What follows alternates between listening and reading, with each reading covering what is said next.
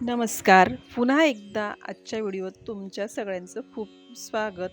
स्वतःला व इतरांना माफ करायला शिका. तुमच्याशी कोणत्याही प्रकारे वाईट वागलेल्या माणसांची यादी पहा. तो अनुभव कितीही वाईट अथवा अलीकडेच आलेला असला तरी तो सोडून देण्याचा निर्णय घ्या. क्षमा ही हृदयातून येते.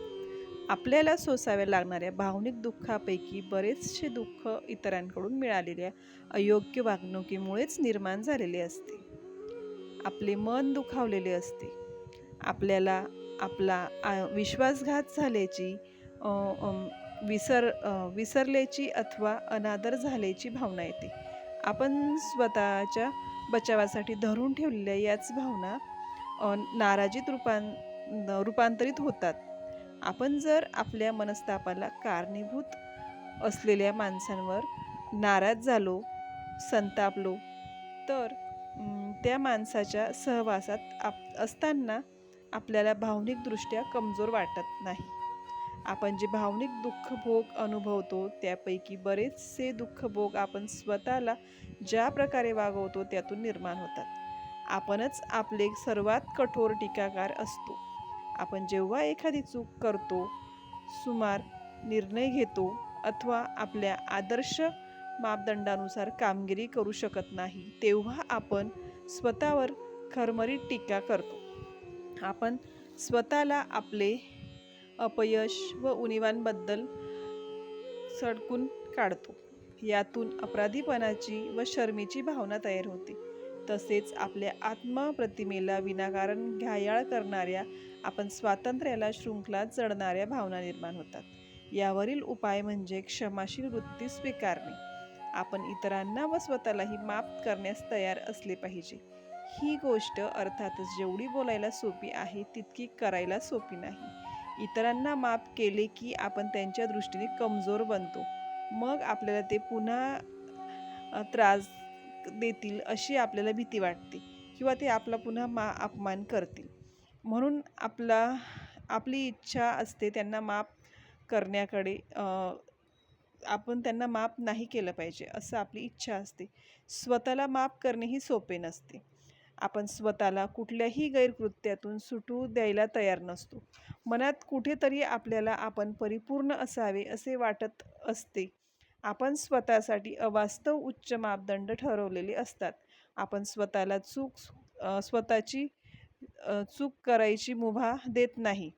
आपण स्वतःला माफ करणे हा दुबळेपणा आहे असे समजतो. त्यामुळे आपण स्वतःला माफ करत नाही, पण आत्मनिर्भरतेमुळे आपण अधिक सक्षम होत नाही. त्यामुळे फक्त आपल्या अहंकार इतका झोडपून निघतो की एका टप्प्यावर आपल्याला आपण कुठलीच गोष्ट योग्य प्रकारे करू शकत नाही असे वाटते. आपण जेव्हा इतरांप्रती क्षमाशील वृत्ती ठेवतो तेव्हा आपण भूतकाळातील जखमा मागे सोडून अधिक सहजपणे पुढे जाऊ शकतो. होय, आपण स्वतःला आणखी दुबळे बनवतो आणि इतरांना माफ करण्याने त्यांचे आपल्याशी वागणे बदललेच असे नाही, पण त्यामुळे आपल्याला आपल्या मनातील कटुता व नाराजी, चीड सोडून देणे शक्य होते. माफ करण्याचे हेच बक्षीस असते. एका संशोधनातून दिसून आले आहे की इतरांना माफ करण्यामुळे आपण ताणतणाव कमी करू शकतात व कार्यक्षमता वाढू शकते. पण सर्वात महत्त्वाची गोष्ट म्हणजे यामुळे आपले भावनिक दुःखभोग संपायला मदत होऊ शकते. आपण जेव्हा स्वतःला माफ करायला तयार होतो तेव्हा आपण आपल्या चुका, निर्णय व सुमार कामगिरीबद्दलची शरम व अपराधीपणाची भावना अधिक सहजपणे सोडून देऊ शकतो. आपल्याला काही किंमत नाही, आपण प्रभावशून्य आहोत असा विचार करणे बंद करतो. उलट आपली आत्मअनुकंपा, आपला माणूसपणा व स्वाभाविक सकलशीलता लक्षात येते. आपण चुका करतो ही गोष्ट आपण स्वीकारतो. आपण त्याबाबत फारसा विचार करत नाही आणि त्यातून उद्भवणाऱ्या नकारात्मक भावनांनाही थारा देत नाही. याआधी सांगितल्याप्रमाणे त्या आपल्यापैकी बहुतेक जणांसाठी क्षमा करणे सहजपणे जमणारे नसते. त्यासाठी खालील स्वाध्यायाची मदत होईल. जेव्हा आपण इतरांमुळे दुखावतो किंवा आपला अपेक्षाभंग होतो तेव्हा त्यामुळे आपल्या भावनांबद्दल विचार करण्याची आपल्याला संधी मिळते आणि आपण स्वतःला प्रश्न करतो की या भावनांमुळे आपले भले होण्याऐवजी आपल्याला अपायच अधिक होत आहे आणि यातून जे काही लक्षात येत जाईल त्याचा आपल्याला मागे खेचणाऱ्या यातना, चीड, लाजिरवाणेपणा व इतर अपायकारक भावनांपासून मुक्ती मिळवण्यासाठी उपयोग होईल. तर तुम्हाला मी पुढील काही उपाय सांगते. आपल्याला हे उपाय जे आहेत ते हा सराव जो आहे 2 भागांमध्ये करायचा आहे. पहिल्या भागात आपण इतरांप्रती क्षमाशील वृत्ती कशी ठेवायची हे पाहू आणि दुसऱ्या भागात हीच वृत्ती स्वतःबद्दल कशी ठेवायची ते पाहू. सगळ्यात पहिले अलीकडेच तुम्हाला ज्या व्यक्तीच्या वागण्याचा राग आला आहे किंवा तुम्ही दुखावले आहात अशा व्यक्तीचे नाव लिहा. त्यानंतर तुमचा हा प्रतिसाद नेमका कशामुळे आला हे लिहा. म्हणजे ती व्यक्ती तुम्हाला नेमके काय बोलली किंवा त्याने नेमके काय केले ते लिहा. आता तुम्ही अनुभवलेल्या भावनांचे वर्णन करा. तुम्हाला दुःख झाले, संताप आला, तुमची मान खाली गेली, जे काही असेल, जे तुमच्यासोबत घडले असेल ते लिहा. दुसरी गोष्ट, या भावनांचा तुमच्या वर्तमानात कशा प्रकारे परिणाम घडतो हे लिहा. उदाहरणार्थ, माझ्या कामात माझं चित्त एकाग्र करू शकत नाही. एखादी व्यक्ती आपल्या आजूबाजूला असली किंवा जवळ आली की आपण त्याच्याने धास्तावतो. तसा मी धास्तावलेला असतो. मी माझे मत सांगण्याची शक्यता कमीच असते.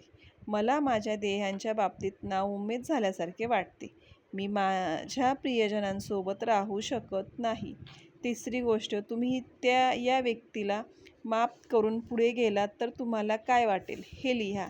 जसे की मला अधिक मनःशांती लाभेल, माझी अस्वस्थता कमी होईल, माझ्या मनातील वैरभाव कमी होईल, माझी समजून घेण्याची क्षमता वाढेल, मी अधिक सहानुभूतीने विचार करेन. शेवटी या दोन्ही याद्या जवळ ठेवून त्यांचे चिंतनपर परीक्षण करा. संबंधित व्यक्तीला माफ करण्याचे फायदे आणि मनात अढी व नाराजी धरून ठेवण्याचे तोटे यांची तुलना करा. आपल्या भावना आणि त्यांचा आपल्या मनोभूमिकेवर व वर्तमानावर घडणारा परिणाम हे लिहून काढण्यामुळे त्यांचा प्रभाव तपासणे अधिक सोपे होते.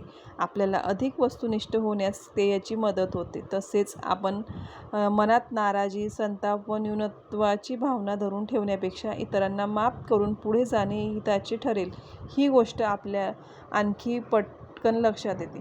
आता आपण स्वतःला क्षमा करणे या मुद्द्याकडे वळू. इथेही आपण वरील प्रमाणे सर्वप्रथम ज्यामुळे तुम्ही स्वतःवर टीका केली असेल अशी अलीकडे घडलेली एखादी घटना आठवा. ती घटना लिहा. त्यानंतर तुम्ही अनुभवलेल्या भावनांबद्दल लिहा. अपराधीपणा, निराशा, फजिती काहीही असले तरी ते लिहून काढा. त्यानंतर या भावना तुमच्या वर्तमानावर कशा प्रकारे परिणाम घडवतात हे लिहा. उदाहरणार्थ, मी धोके पत्करायला तयार होत नाही, मी माझ्या क्षमतांविषयी फार साशंक असतो, मी हार मानण्याची शक्यता अधिक असते, मी इतरांपासून दूर जाऊन स्वतःला वेगळं करण्याची शक्यता अधिक असते, मी दुसऱ्यांसमोर माझ्या गरजा व्यक्त करण्याची शक्यता कमी असते. त्यानंतर तुम्ही स्वतःला माफ केले तुम्हाला कसे वाटेल याबद्दल लिहा. जसे की मला अधिक आत्मविश्वास संपन्न वाटेल, मला प्रचंड स्वातंत्र्याची अनुभूती येईल, मी कसल्याही भीतीविना कृती करू शकेन, मी ज्या गोष्टी बदलू शकत नाही त्यावर मी माझा वेळ व ऊर्जा कमी प्रमाणात खर्च करीन, मी अधिक निकोपपणे अधिक सहानुभूतीने नातेबंदाचा आनंद घेईल.